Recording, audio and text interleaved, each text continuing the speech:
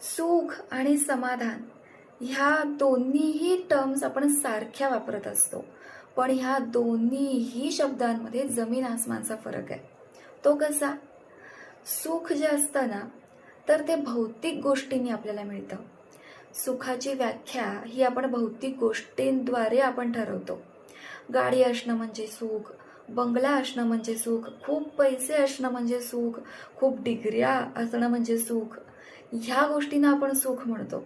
पण समाधान जे असतं ते प्रत्येक गोष्टीच्या, प्रत्येक व्यक्तीच्या अंतरात्म्यातील ती गोष्ट आहे. प्रत्येक व्यक्तीच्या अंतरात्म्यामध्ये एखाद्या छोट्या छोट्या गोष्टींनी जी मनःशांती मिळते ते म्हणजे समाधान.